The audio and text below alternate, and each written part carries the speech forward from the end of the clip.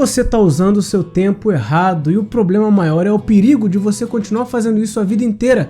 É por isso que você precisa entender o que o sábio rei Salomão ensinava em Eclesiastes capítulo 3. Você vai se surpreender o quanto que a nossa vida pode ser melhor aproveitada se o seu coração for definitivamente aberto para esse estudo. Por isso, hoje eu vou te contar 3 maneiras para o seu tempo ser melhor aproveitado. Sobre isso, no nosso vídeo de hoje, o que eu te peço não é inscrição no canal, nem likes, mas eu te peço que você preste bastante atenção no que a palavra de Deus vai te ensinar, porque isso vai transformar a sua vida e vai transformar para melhor. Preparado? Então vamos lá. O capítulo 3 de Eclesiastes contém um dos poemas mais famosos do mundo. É o poema sobre o tempo. Diz o pregador que tudo tem o seu tempo. Esse por si só já é um ensino bastante importante e relevante, principalmente para os nossos dias, que a gente precisa urgentemente aprender a lidar com um mundo extremamente dinâmico, como se tornou esse aqui, e a gente precisa administrar e organizar o nosso tempo. Mas Eclesiastes não é um livro admirado por crentes e até por muitos ateus à toa, não. Existe um senso muito mais profundo para ser estudado nesse livro e nesse capítulo em particular. E o meu trabalho aqui vai ser tentar dizer o que de fato ele ensina, mas com palavras simples, para que todos, sem exceção, possam entender com a mente e com o coração. Aliás, sempre esse vai ser o propósito aqui do canal. E por isso que eu te convido a seguir com a gente. O capítulo 3 de Eclesiastes contém assuntos diferentes. Eu usei o termo contém porque, na verdade, os blocos do livro, os assuntos dele, eles não podem ser divididos capítulo por capítulo. É como se a divisão por capítulos fosse a melhor para dividir o texto de Eclesiastes. Na verdade, essa série de vídeos só está sendo dividida por capítulos para fazer proveito de um tipo de estudo que já é tradicional para a gente. Mas olha só, entre os versículos 1 a 8 do capítulo 3, a gente vai ter lá aquele poema sobre o tempo. Essa poesia é bem destacada, inclusive na Bíblia hebraica. Deixa eu te mostrar uma coisinha para vocês, olha só que legal. Assim como nós também temos a grafia de uma poesia de uma forma diferente, né? A gente usa ela centralizada, sob uma estética diferenciada, o antigo hebreu também fazia isso. Olha aqui, onde é que está esse poema sobre o tempo? Você não precisa entender nada de hebraico para ver que a disposição estética da poesia ela foi destacada aqui no manuscrito massorético, não é não? Então olha só, do versículo 1 a 8, o tempo. Tudo tem o seu tempo determinado e há tempo para todo propósito debaixo do céu.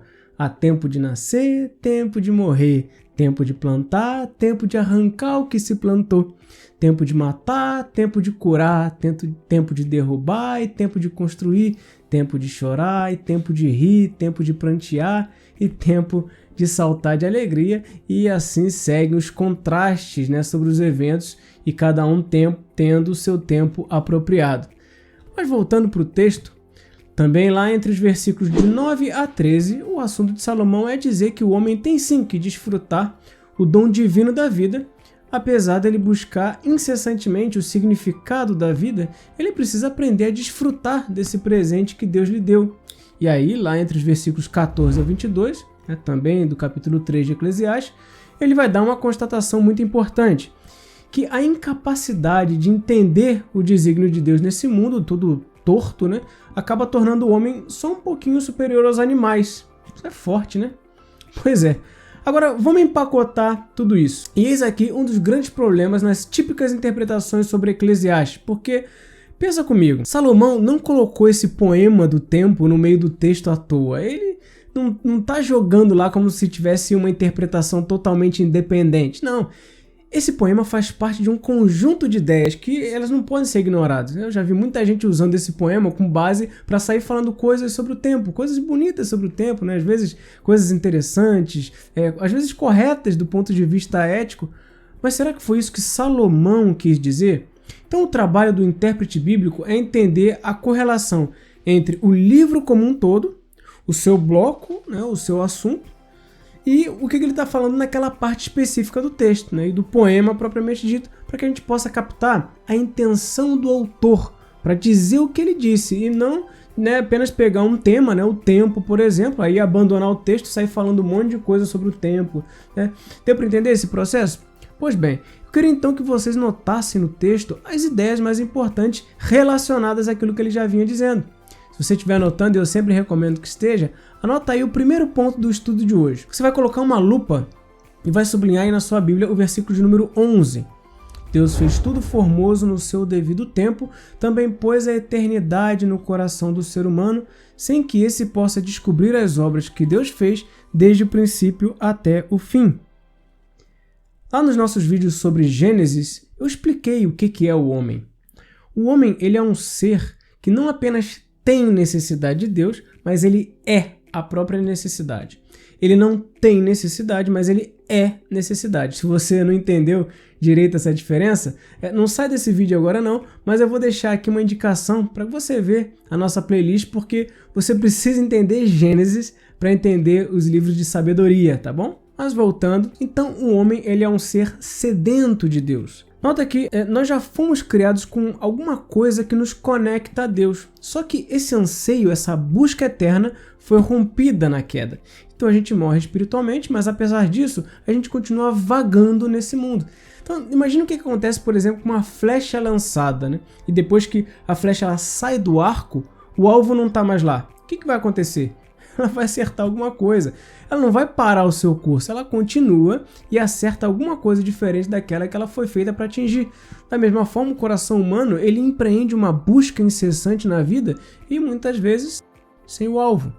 Consulte aí a sua própria vida, certamente você está buscando alguma coisa. Talvez você saiba o que é, mas tem gente que sente que anseia por algo, mas nem sabe explicar direito o que é.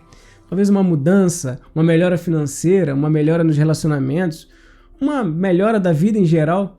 A eternidade está no coração do ser humano e ele não sabe o porquê disso. Parece que ele foi colocado uma venda nos olhos e ele não sabe quais são os propósitos de Deus para tudo isso. Meu amado irmão, minha amada irmã, seja lá qual for a sua busca, se o seu coração não repousar em Deus agora mesmo, sua busca será uma eterna frustração, inevitavelmente. Mas diz o pregador que Deus fez tudo por um tempo apropriado. Existe um tempo de Deus que ele separou para plantar e um tempo que Deus separou para colher. Inverter isso pode dar confusão, mas nota só uma coisa, quem foi que separou essas coisas? Foi Deus. Porque Ele é o Senhor do tempo. Portanto, em primeiro lugar, espere pelo tempo de Deus. Se é verdade que Deus é soberano sobre o tempo, então nós devemos confiar que Deus conhece o tempo certo para tudo. E isso vale para absolutamente tudo na vida. Todos nós queremos ter absoluto controle da nossa própria agenda.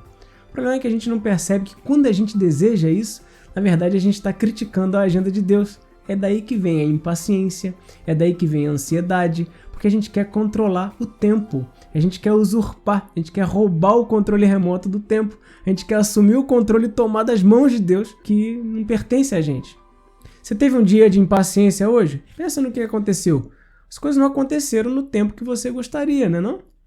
Você está ansioso? Talvez porque queira que tudo fosse resolvido agora mesmo. Pois bem, nosso coração quer assumir o controle do tempo, um controle que não pertence a gente. William Lloyd ele transformou o Salmo de Davi num hino e ele orou bem assim, olha. Nas tuas mãos estão os meus dias, meu Deus, ali quero que estejam. Minha vida, meus amigos, minha alma entrego completamente aos teus cuidados. Bonita essa oração, né? E um segundo aspecto muito importante é a morte. Nossos corpos, assim como dos animais, vão para o pó da terra. Aliás, você já pensou na sua morte? A nossa cultura trata a morte como uma espécie de mantra proibido, né? Que se você falar dela, vai dar azar, né? Não existe nada mais antibíblico do que isso. Tem uma história, né, de uma senhora que ela estava totalmente preparada para a morte. Depois que o marido dela morreu, em 2005, ela planejou o seu próprio funeral e fez isso cuidadosamente, né? Escolheu a música e todos os detalhes. Aí um dia, no ano seguinte, quando ela foi visitar o túmulo do marido dela, ela se deitou e morreu do lado do túmulo da família. Talvez um ataque cardíaco, não sei. O nome da mulher já estava escrito lá na lápide dela, né? E o testamento dela foi encontrado ali no bolso, na bolsa dela. Você não precisa planejar absolutamente todo o seu funeral, não é isso, mas pensar que o tempo da morte vai chegar para todos nós faz com que a gente agarre a certeza de uma vida eterna. A gente não tem esperança de que isso aqui é tudo que há. Nossos corpos vão padecer, e isso é certo. A gente precisa pensar em todos os procedimentos administrativos, né, dos cortejos que vão ser envolvidos nisso. Mas muitos de nós apenas vivem como se a gente não fosse morrer, ou encarando isso como uma espécie de tabu, sendo absolutamente surpreendidos com tudo isso. Não, Deus tem o controle sobre isso, mas nos garante também que os seus conhecerão a vida eterna, e é nela que está depositada a nossa esperança. E por último, e não menos importante, esse trecho de Eclesiastes nos ensina a aproveitar melhor o nosso tempo também. Mas se você esperava por uma forma melhor de eu te ensinar para você organizar os horários da sua agenda diária, eu sinto te decepcionar, porque não era isso que Salomão estava preocupado não. Mas de uma forma geral, ele nos passou poderosas instruções sobre como remir o tempo. Se há tempo para todo propósito debaixo do céu, então remir o tempo exige decisões sábias. Como diria Philip Ryken, aprenda a perguntar pela hora. Tá na hora de edificar ou de derrubar? De abraçar ou de excluir? Se é algo que Deus quer que eu ame ou que eu odeie, é hora de jogar o tempo fora com coisas inúteis? Tá em tempo de falar ou em tempo de ouvir? É hora de gastar meu tempo com assuntos do meu interesse ou dos interesses do reino de Deus?